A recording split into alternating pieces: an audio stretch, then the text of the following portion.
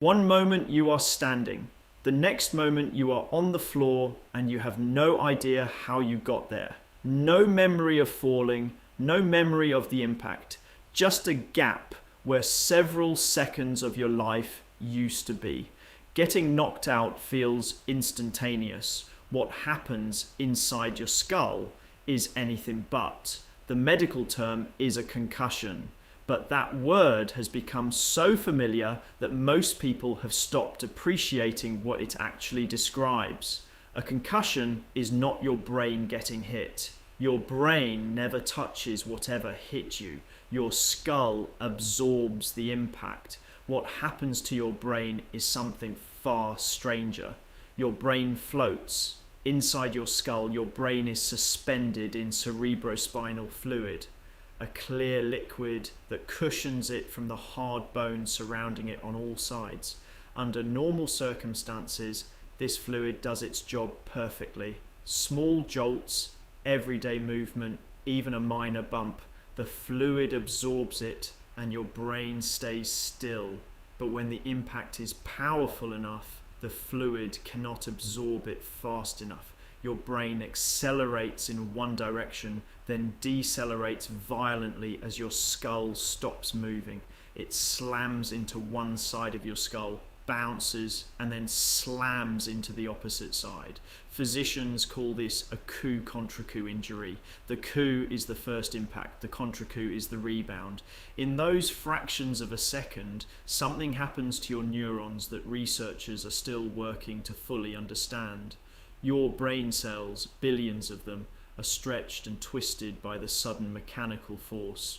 Neuroscientist Christopher Giza at UCLA, who has spent decades studying traumatic brain injury, describes this as an ionic cascade.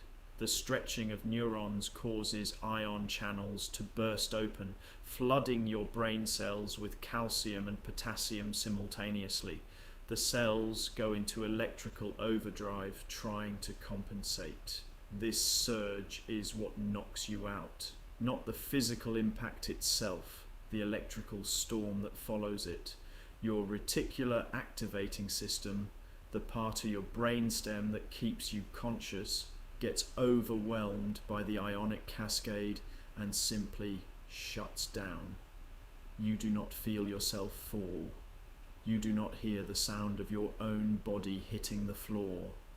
The signal that keeps you aware of existing gets interrupted so completely that the brain simply stops generating consciousness for a moment. And here is what makes this stranger still. When you wake up, your brain does not fully reboot immediately. There is a window, sometimes seconds, sometimes minutes, where your brain is running but not recording. This is why you cannot remember what happened. The hippocampus, responsible for forming new memories, is one of the most vulnerable structures in a concussive event. It often fails to encode what happens in the moments immediately before and after the impact. Those memories are not erased. They were simply never written. Research published by neuroscientist Anne McKee at Boston University has shown that repeated concussions, even mild ones, cause progressive damage to the brain's white matter, the connective tissue between neurons. This damage accumulates over time in a way that a single scan cannot detect. The brain can look completely normal on an MRI and still be sustaining significant microscopic injury with every impact.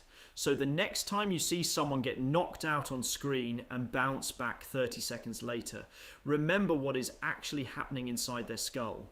Billions of neurons simultaneously misfiring, a flood of ions overwhelming the circuitry of consciousness, a brainstem shutting down a mind to protect itself from an electrical storm it did not ask for. The gap in your memory is not nothing. It is your brain's only way of surviving something it was never designed to handle. That's it for today. See you in the next one.